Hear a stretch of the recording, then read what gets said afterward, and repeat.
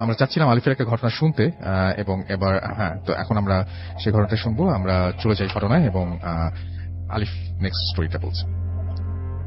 Thank you Rasel ভাই। আমার next স্টোরিটা শেয়ার করবার পূর্বে আপনাদের একটু ডিস্টার্ব করবো। আসলে স্টুডিওতে ঢোকার পরে মোবাইল ফোন তো চালানো যায় না, তো মার আজকে বার্থডে, একটু উইশ করে হ্যাপি বার্থডে আন্টি, আপনাকে অনেক অনেক জন্মদিন। হ্যাপি বার্থডে মা। আমি আসলে তখনই বলতাম, আমি ভুলে গেছিলাম, সরি রাসেল ভাই। No problem, no problem.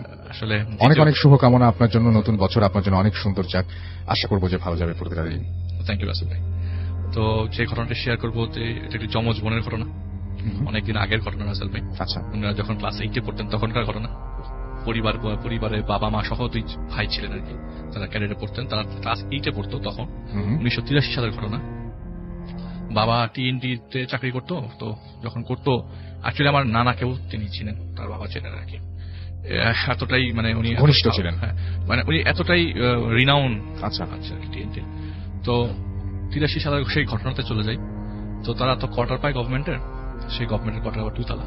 আচ্ছা, তো 3 তলা অর্ধেক ছাদ অর্ধেক ফ্ল্যাট আর কি, তাদেরকে সেখানে থাকতে দেয়। তো আসল ভাই বলি, ইলেকট্রিসিটির একটু ঝামেলা ছিল ওই সময়। থাকতো মানে সারাদিন থাকতো কতবার সেটাই গোনা যেত আর কি। আচ্ছা, মোস্ট অফ দ্য টাইম থাকতো না। তো তাদের 2 জনের লাইফে এরকম ঘটনা ঘটতে পারে, এটা কখনো কল্পনা করতে পারে নাই। সেদিনের ঘটনায় চলে যাই। তো গরমকাল, তো আসল ভাই ইলেকট্রিসিটি ছিল না। তো লুবনা এবং স্বপ্না, যে 2 জন আন্টির কথা বলছি, লুবনা যার কথা বলছি তিনি হচ্ছে স্বপ্না থেকে 25 সেকেন্ডের পর। আচ্ছা, তো উনি বাইরে যান আর কি। তো আপনার ছাদের যে পোর্শনটা যেটা আছে সেখানে ইলেকট্রিসিটি নাই। তো অনেক রাত হয়ে গেছে, প্রায় 10টা সাড়ে 10টা থেকে ইলেকট্রিসিটি নাই। তো ওই সময় তার মা তাদেরকে খেতে ডাকছিল। তো মোটামুটি ইলেকট্রিসিটি না থাকবার কারণে অন্ধকারে খাবে আর ওই হারিকেনের আলোয় খাবে, সেজন্য তারা বলছে যে ইলেকট্রিসিটি আসলে খাবে। আচ্ছা, তো তারা ওই জায়গায়, যে পোর্শনটা ছাদ ছিল সেই জায়গায় যায়। উনি জাস্ট দাঁড়িয়ে ছিল, 5 থেকে 7 মিনিট হবে, এমন সময় একটা চিৎকার আসে। এক চিৎকারে দৌড় দিয়ে যায় এবং এই চিৎকারটা স্বপ্নারা তখন তিনি বুঝে ফেলেন। এক দৌড়ে রুমে যান এবং দেখেন যে স্বপ্না পড়ে আছে মেঝেতে। তো ওনাকে উঠানোর পরে যখন জ্ঞান ফেরে, তো জানতে চাই যে আসলে কি ঘটেছিল, তোর সাথে এরকম পড়েছিল, হঠাৎ করে অজ্ঞান হয়ে গেলি কেন? তখন তার ছোট বোন যে বলছে, স্বপ্না ছোট বোন বলতে কি 25 সেকেন্ডের ছোট, তো উনি বলতে লাগলেন যে আসলে আমি ইলেকট্রিসিটি যখন ছিল না তখন আমি ওয়াশরুমে ছিলাম, চুল আঁচড়াচ্ছিলাম আপনার আয়নার থেকে। হঠাৎ করে ইলেকট্রিসিটি চলে যাওয়ার পরে আমি রুমের দিকে যাই। এই যে পরে একটু ভীত সন্তুষ্ট আর কি, রুমের দিকে যাই। এমন সময় হালকা আলোয় বুঝতে পারি কে যেন আমার টেবিলের পাশে দাঁড়িয়েছিল। আচ্ছা, আমার পড়ার টেবিলের পাশে। আমি আরো কাছে যাওয়ার পর দেখি যে পড়ার টেবিলের পাশে যে দাঁড়িয়েছে তার সাথে কোনো মাথা নাই এবং সব জোরে জোরে হাসছে, সাউন্ড পাচ্ছে, কিন্তু মানে কে আমি জানি না। এরপরে তাকে ধরার এক প্রকার প্রচেষ্টা চালায়, ধরার প্রচেষ্টা চালায়। তিনি বাড়ি পুনে ওই রুমটা পুরো দৌড়ে গিয়ে বাইরে গিয়ে পড়ে যায় রুম থেকে বের হয়ে। তো এটা ছিল ঘটনা রাসেল ভাই। তো সাথে সাথে বাসায় বাবাকে জানানো হয়, ওনাদের বাসায় বাবাকে জানানো হয়। তো যেহেতু রিসেন্টলি শিফটেড গভর্নমেন্ট কোয়ার্টার, তো এখনই তো শিফট করা যাবে না। তার প্লাস মেয়েরা প্রেশার দিচ্ছে যে ওই মেয়েটা, ছোট মেয়েটা স্পেশালি, যে তো বড় মেয়েটা বলছে যে তুই তো ওই বুয়ার কাছ থেকে ভূতের গল্প শোনো, গ্রামের ভূতের গল্প শোনো, তোর ভুল হতে পারে। তো হুজুর এসে তো হুজুরের কাজ করে যায়, পানি দিয়ে যায়, পানিটা ছিটাতে বলে বাসায়। তো হুজুর চলে যাওয়ার পরে খুব নর্মাল লাইফ, সবকিছু নর্মাল হয়ে যায়, সবকিছু নর্মাল হয়ে যায়। অ্যাবনর্মালিটিস আসলে রাসেল ভাই এটা হঠাৎ করেই হয়। তো সবাই বলতে থাকে যে এটা তোর হ্যালুসিনেশন অথবা তোর খারাপ কিছু চিন্তা হয়তো তোর মাথার সামনে চলে আসছে, থেকে ভাবনার কারণে হয়তো এরকম হচ্ছে, তুই এটা ফিল করতেছিস, যাকে এটা বাদ দে, এটা মাথা থেকে সরায়। সবাই যেরকম ভাবে আর কি, প্রথম ব্যাপারটা উড়িয়ে দেওয়া, সাধারণ মানুষরা যেভাবে হ্যাঁ, আপনি হলেও তাই করতেন। সেটাই। তো রাসেল ভাই এখন কিছুদিন পর, তার 15 থেকে 20 দিন পরে প্রচন্ড বৃষ্টি পড়ছে হঠাৎ, পয়লা বৈশাখের পরে, তো মানে বৈশাখের কাল বৈশাখী ঝড়, চারিদিকে প্রচন্ড বৃষ্টি এবং শব্দ, স্পেশালি হচ্ছে দরজা জানালা বাজ পড়ার শব্দ, বাড়ি খাওয়ার শব্দ এবং চারিদিকে গাছের পাতা যে নড়ছে ওইটার শব্দ, মানে খুব খারাপ অবস্থা। খুব বেশি সময় না, রাত্রে 8:30 কি 9টা বাজে। তো ওনারা চাচ্ছিল যে বৃষ্টির মধ্যে বাইরে যে ভিজবে, তো অভ্যাসটা ওরকমই আর কি, ছোট বাচ্চা মানুষ তো, এইটা পরে কত বড়, বেশি বড় না। তো দুইজনই একসাথে দরজা খুলবে আর কি। তো দরজা খুললেই তো ছাদ, দরজা খুলেই পাড়া দিতে যাবে, এমন সময় দেখে যে ছাদের মধ্যে অনেকগুলো কবর আসবে। একটা লোক কোনায় কবর খুঁড়ছে এরকম ছাদের মধ্যে কোদাল দিয়ে।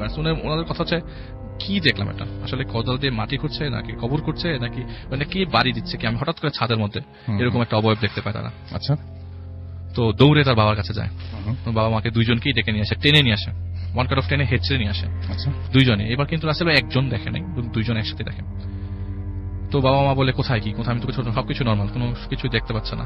এবং বাইরে থেকে ভিতর থেকে হারিকেনটাও নিয়ে পর্যন্ত এসছে যে আসলে ছাদটা তো অন্ধকার, ছাদের মধ্যে কিছু দেখা যায় নাকি, ভেতরে যায়, কিন্তু বৃষ্টি তো রাসেল ভাই যেতেও পারছে না। আচ্ছা, তো বাবা বলে যে ধুর এগুলি বাদ দিত, তোরা গিয়ে বাসায় রুমে যা ঘুমা।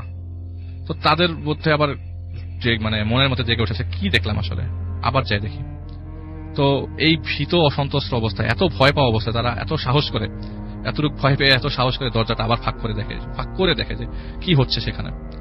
সে তারা দেখতে থাকে যে অনেকগুলো কবর একসাথে ছাদের মধ্যে, ওই অতটুক জায়গায়, ওই অতটুক পোর্শনে অনেকগুলো কবর, এবং অনেকগুলো মানুষ হাঁটছে ওই কবরের পাশ দিয়ে। কেউ তসবি পড়ছে, কেউ কাঁদছে, কেউ কথা বলছে দূরে দাঁড়িয়ে দাঁড়িয়ে। অনেকগুলো মানুষ একসাথে ছাদের মধ্যে দেখতে পায়। আচ্ছা, এবং যে লোকটা কবর খুঁজছিল সে তখনও স্থির জায়গায় ছিল। আচ্ছা, তো তারা ব্যাক করে এসে বাবাকে খুব জোর প্রেশার দেয় যে এই বাসাটা চেঞ্জ করতে হবে, আমরা এখানে থাকবো না। আচ্ছা, এরকম যদি হতে থাকে তাহলে আমাদের উপর এফেক্ট পড়বে, বেশ ভালো এফেক্ট পড়বে।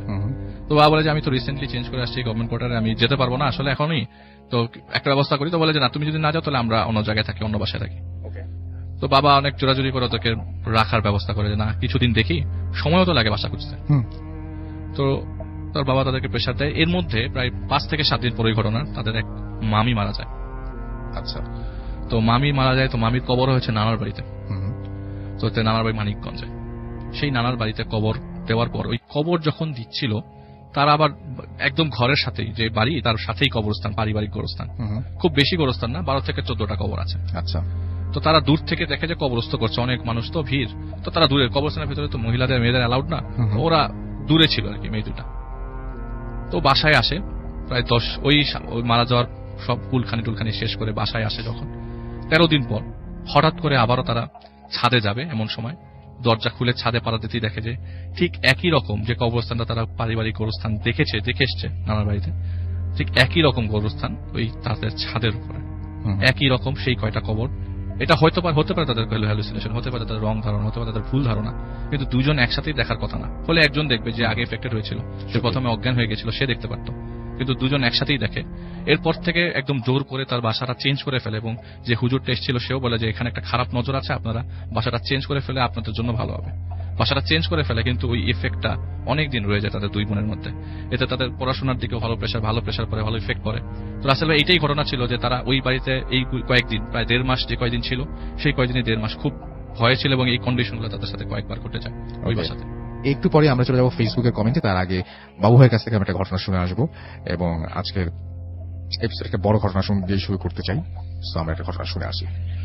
থ্যাংক ইউ রাসেল ভাই, happy new year Happy. Everyone. এই ঘটনাটা শেয়ার করবো হচ্ছে পুরান ঢাকার ঘটনা, রাসেল ভাই, উর্দু রোডের ঘটনাটা আমার সাথে শেয়ার করেছেন মাসুদ ভাই। উনি পুরান ঢাকাতেই জব করেন। আমি দেখলাম যে আপনি কথা বলছেন ওভার দ্য ফোন এখানে এসে। উনি অ্যাকচুয়ালি, আমি কয়েকদিন আগে পুরান ঢাকায় গিয়েছিলাম, একটা মানে অনেকদিন ভৌতিক ঘোরাঘুরি হয় না আর কি, ভৌতিক গল্প কালেক্ট করা হিসেবে। তো তখন মাসুদ ভাই কাহিনীটা শেয়ার করেন আর কি, ওনার কাজিনের ঘটনা আর কি। আচ্ছা, তো ঘটনা চলে যায় রাসেল ভাই। জি, আচ্ছা, তো মাসুদ ভাইয়ের এক কাজিন হঠাৎ করে মারা যায় আর কি। তো উনি কাহিনীটা শুনেন ওনার কাছে, মানে ফোন কল পান, ওনার কাজিন মারা গেছে। আর এই কাজিন মারা যাওয়ার পর উনি ঠিক সন্ধ্যার পর উনি উর্দু রোডে চলে যান ওখানে আচ্ছা, দেখার জন্য।